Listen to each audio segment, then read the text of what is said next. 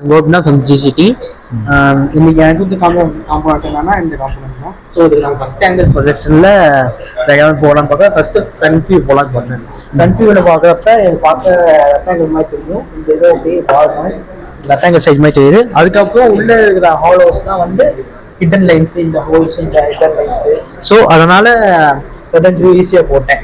இப்போ என்ன டாக்குமெண்ட் பார்க்குற வரைக்கும் ஃப்ரண்ட்டையும் சைடுலையும் பார்க்குறதுக்கு ஒரே மாதிரியே இருக்கிற மாதிரி இருக்கிறதுனால ஃப்ரண்ட்டையும் லெஃப்ட் சைடு வியூ ஈஸியாக போட்டேன்.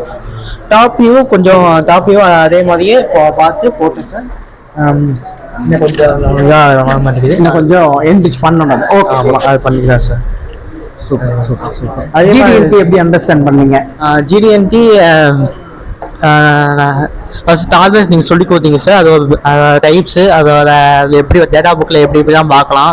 அதுக்கப்புறம் சர்ஃபேஸ் ஃபினிஷு, அதோட சிம்பிள்ஸு, அதோட கிரேடு வச்சு இப்படிலாம் வேலையை பண்ணலாம். அதுக்கப்புறம் லீனியர் கான்வர்ஸ்னால் என்ன பார்த்தோம்.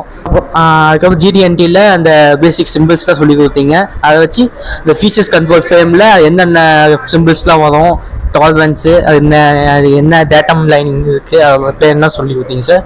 ரொம்ப தேங்க்யூ சார்.